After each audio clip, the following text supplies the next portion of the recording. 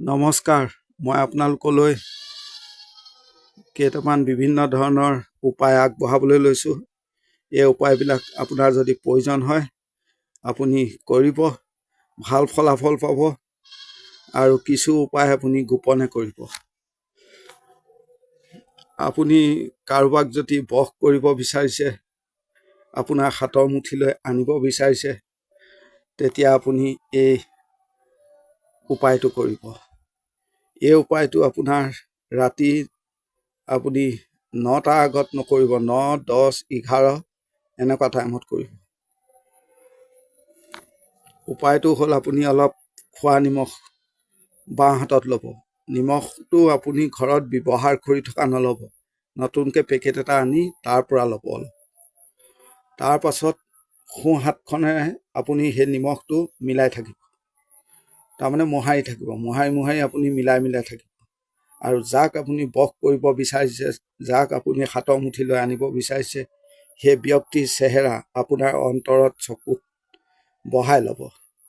সম্পূৰ্ণ আপুনি চেহেৰাটো মিলাওঁতে আপুনি এটা মন্ত্ৰ ক'ব, ওম কামাখ্যা দেৱী নমঃ, ওম কামদেৱ গুৰু নমঃ, ওম লোনা চমাৰী।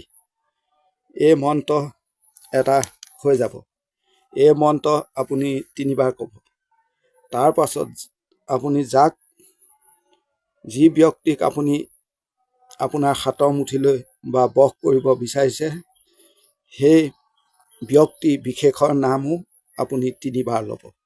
তাৰ পাছত আপুনি আপোনাৰ নিমখখিনিত আপুনি 3টা ফুক মাৰি দিব। ফুক মৰাৰ পাছত আপুনি এটা 4 আলি বা 3 আলিলৈ যাব। এই কাম ৰাতিহে কৰিব। তাৰ পাছত 4 আলিয়ে হওক 3 আলিয়ে হওক, সোঁ মাজত আপুনি তাৰমানে 4 আলিটো বা 3 আলিটো একদম সোঁ মাজত আপুনি নিমখটো পেলাই দিব। কিন্তু এই কাম আপুনি অতি গোপনে কৰিব, কাকো আপুনি জানিবলৈ নিদিব আপোনাৰ বাহিৰে। আৰু এই কামটো আপুনি অতিৰিক্তভাৱে কাৰোবাক নকৰিব, এই কথাটো মনত ৰাখিব। এতিয়া 2 নম্বৰতে মই এটা বহুত ভাল উপায় আপোনালোকলৈ আগবঢ়াইছোঁ।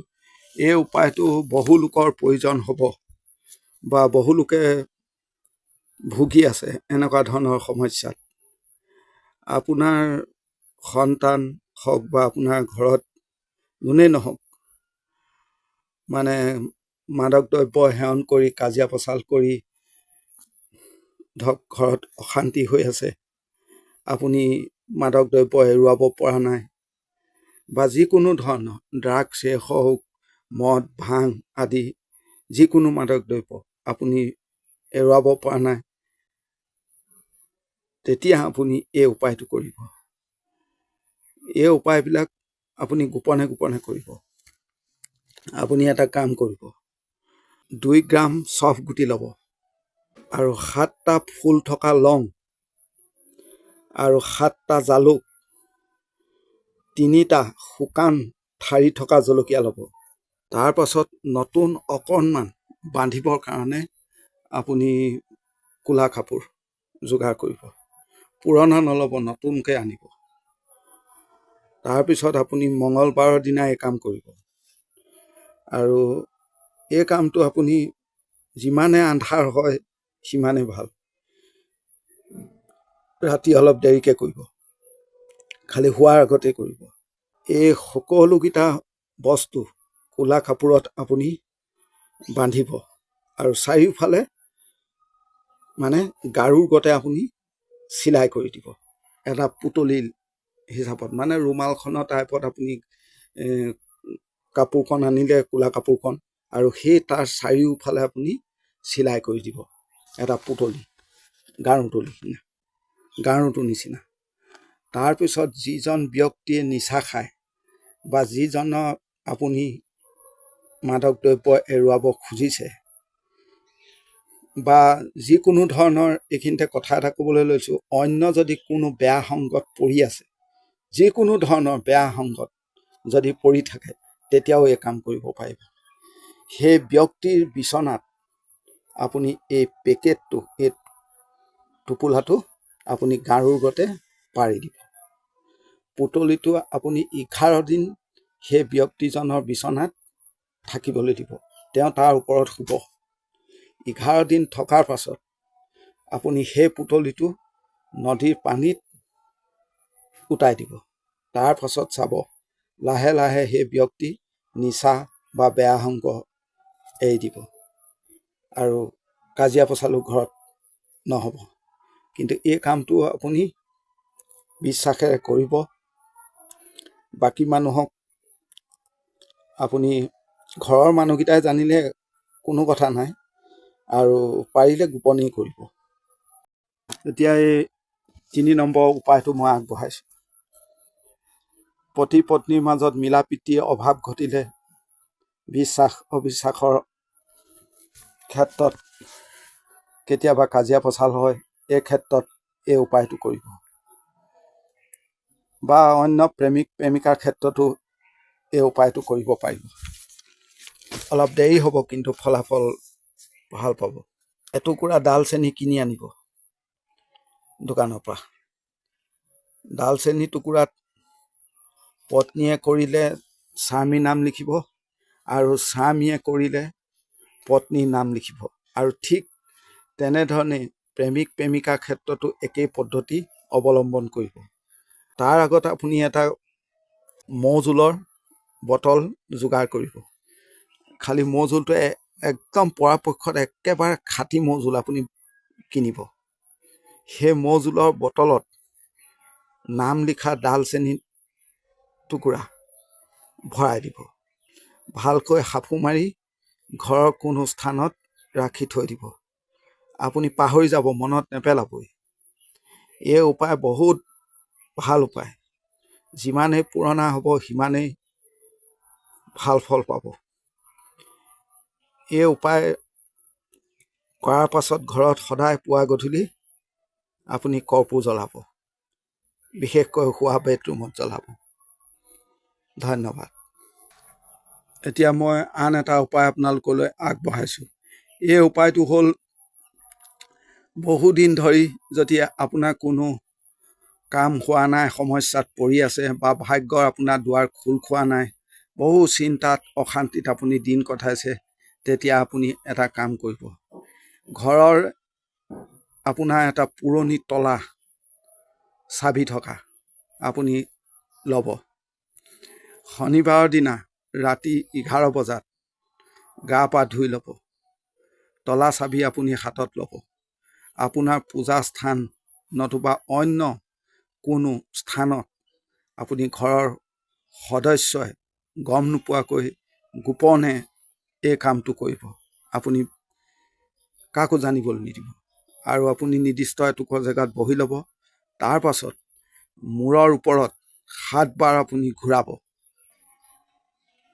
7 বাৰ ঘূৰোৱাৰ পাছত বাওঁ হাতত তলাটো মাৰি আপুনি হাতত ল'ব, আৰু সোঁ হাতেৰে তলাটো আপুনি ঢাকি ৰাখিব।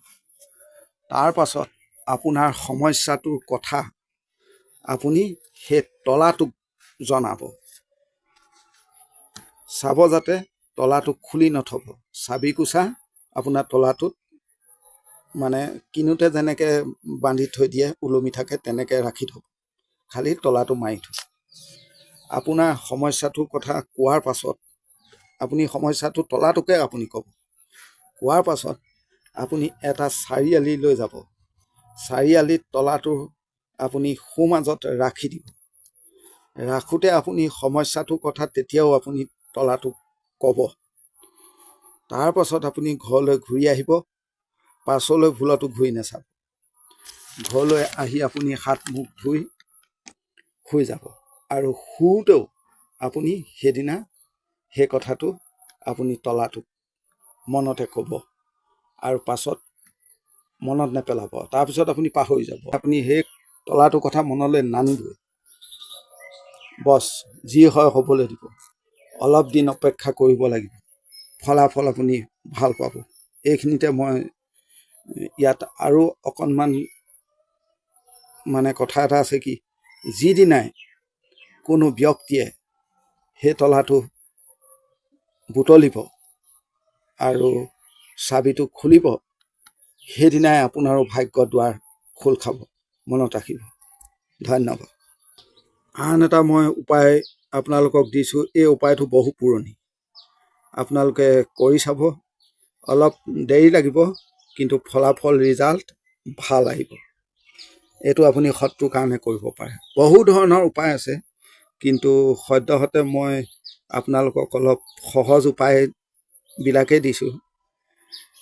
কিছু উপায় আছে, আপোনাৰ বহুত ষ্ট্ৰং উপায় আছে, কিন্তু কৰা মেলাটো কিছুমান উপায় অলপ আপোনালোকৰ বাবে দিগদাৰ হয়।